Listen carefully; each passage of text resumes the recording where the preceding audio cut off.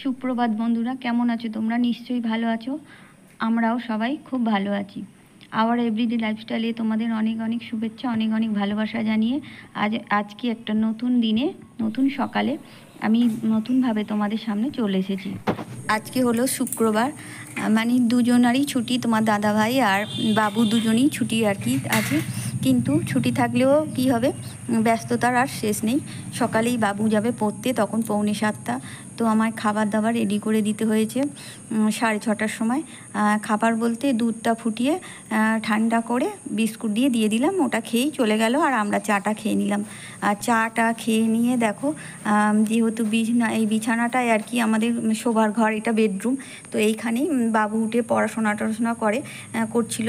তো সকালবেলা একবার বিছানাটা ঝাড়া হয়ে গেছে, তবুও আর কি ও চলে যাওয়ার পরে বিছানার এদিক ওদিক ওই প্যান্ট পড়েছিল একটা, তারপরে স্টপ ওয়াচ ছিল, সব কিছু ছিল, সেগুলোকে সরিয়ে ঠিক জায়গায় রেখে আবার বিছানাটা ভালোভাবে ঝেড়ে রেখে ঘর টরগুলো মুছে নেব।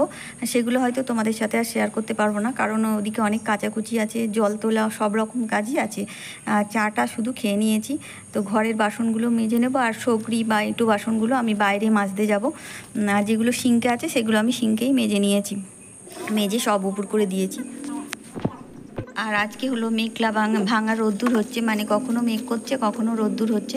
বৃষ্টি অবশ্য এখনও সকাল থেকে একবারও আসেনি। তো দেখো, তাড়াহুড়ো করে কাজগুলো করেই নিচ্ছি, কারণ এরপরে বাবু আসবে আর কি। আমাকে ও হচ্ছে মুড়ি মানে খেতে চায় না, তাই একটু রুটি আর তরকারি করে দেবো ওর জন্য।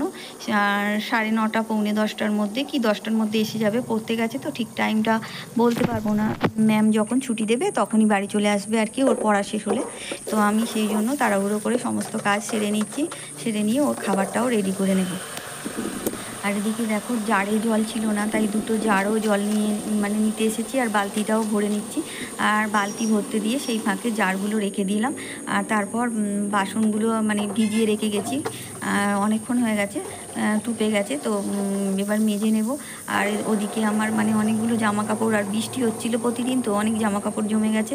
আর মাথা মোচার চাদর, বাবুর তোয়ালে নেয়, সেগুলো আর কি একটা কেমন গন্ধ গুমো গুমো হয়েছে, সেগুলো ঘরে ফ্যানের হাওয়ায় শুকালে যেমন হয় আর কি। তাই সবগুলোই একেবারে ভিজিয়ে দিয়েছি, সেগুলোও একেবারে কেচে নেব। এই বালতিগুলো রেখে দিয়ে আসছি, আর বালতিগুলো রেখে দিয়ে আগে বাসনটা মেজে নেব, কারণ বাসনটা ভিজিয়ে দিয়েছি, আবার বেশিক্ষণ থাকলে ওটা আবার শক্ত হয়ে যাবে, যেসব সবরিগুলো রয়েছে আর কি। সেই জন্য বাসনটা আগে মেজে নেব, নিয়ে তারপর জামা কাপড়গুলো আর কি কাচাকুচি করব। আজকে হয়তো তোমার দাদাভাই আছে, তাই মেলে দেওয়ার কাজটা হয়তো তোমার দাদাভাই করে দেবে, কারণ কাচতে গেলে ভালোই কষ্ট হয়, আর কেচে আর ছাদের উপর দিতে গেলে ভালো কষ্ট হয়। তাই বাড়ি থাকে যখনই আর কি মেলে দেয়। আমার জামা কাপড়গুলো একটু রেখে দিই, আর তাছাড়া মোটামুটি ওনাদের জামা কাপড় যেগুলো আর কি, বাবুর আর তোমার দাদাভাইয়ের জামা কাপড়গুলো নিজেই মেলতে যায় আর কি। তাই আজকেও মেলে দেবে, সেদিকে চিন্তা করতে হবে না। আবার সময় মতো হয়তো এনেও দিতে পারে, যদি বাড়ি থাকে ঠিকঠাক সময় এনেও দিতে পারে। আর তার বাসনগুলো দেখো আমি মেজে নিচ্ছি, বাসনগুলো মাজা হয়ে গেলে তারপর কাচতে শুরু করে দেবো।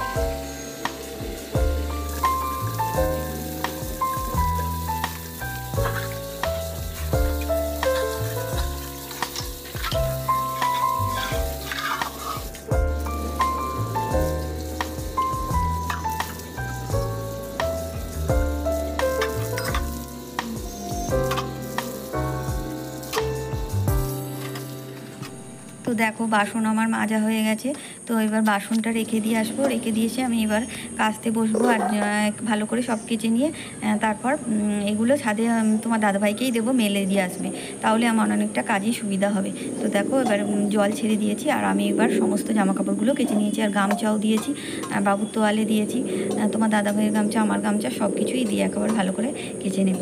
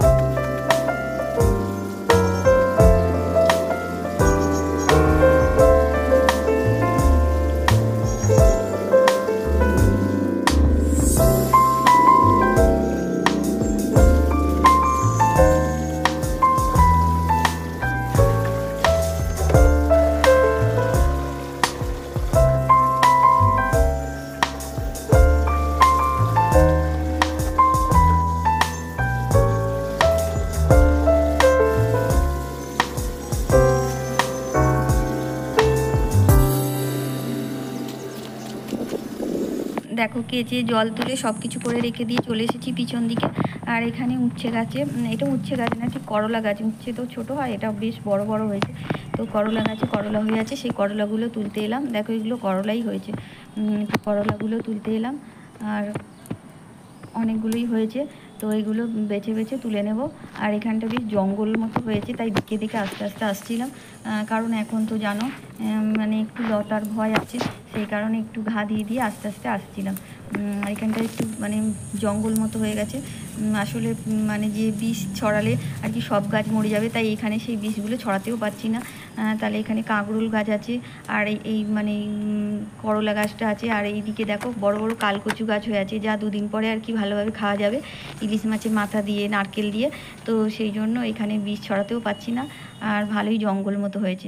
আর এইগুলো দেখো কাঁকরোল গাছ, তবে কাঁকরোলগুলো একদম ছোট ছোট হয়েছে, কিন্তু পেকে যাবে সে কারণে তুলে নিলাম।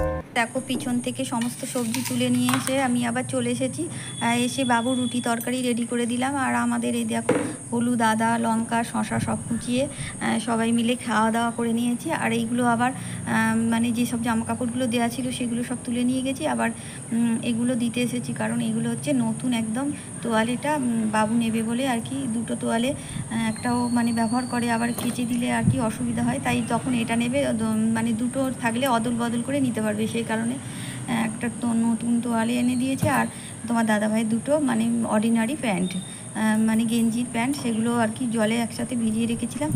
তো একেবারে হালকা রোদ্দুর হচ্ছে, মেঘ ভাঙা রোদ্দুর বললাম না, কখনো মেঘ কখনো রোদ্দুর, তো সেই কারণে ছাদে একেবারে দিতে এলাম, তা না হলে মানে সব শুকাবে না। আমার সমস্ত প্রিয় দর্শক বন্ধুদের জানাই অসংখ্য ধন্যবাদ। নতুন বন্ধুরা অবশ্যই লাইক কমেন্ট শেয়ার করে সাবস্ক্রাইব করে পাশে থেকো, আর পুরনো বন্ধুরা লাইক কমেন্ট শেয়ার করে পাশে থেকো। আজকেও আমি এভাবে বিদায় নেব, আবার কালকে একটা নতুন ভিডিও নিয়ে চলে আসব। আর এভাবেই দেখো কাজের ফাঁকে আমি আমার রান্নাটাও সেরে নিয়েছি। আর আজকে রান্না হয়েছে ভাত, আর ঝিঙে আলু বড়ি দিয়ে মাছের ঝোল, আর ঢ্যাঁড়স আলু পেঁয়াজ দিয়ে তরকারি, আর এদিকে হচ্ছে কুমড়োর খোসা, আলুর আর আর মানে ঝিঙের খোসা দিয়ে আলু পেঁয়াজ দিয়ে ভাজা, আর এটা হচ্ছে কালকে ঘরে আমড়া দিয়ে ডাল। আর এভাবেই আজকেও আমি বিদায় নেব। কালকে একটা নতুন ভিডিও নিয়ে তোমাদের সামনে ফিরে আসবো। ততক্ষণ তোমরা অবশ্যই ভালো থেকো। আর তোমার দাদাভাই দেখো একটা আনারস এনেছে, কিন্তু আজকে কাটতে পারবো না, কালকে কাটবো।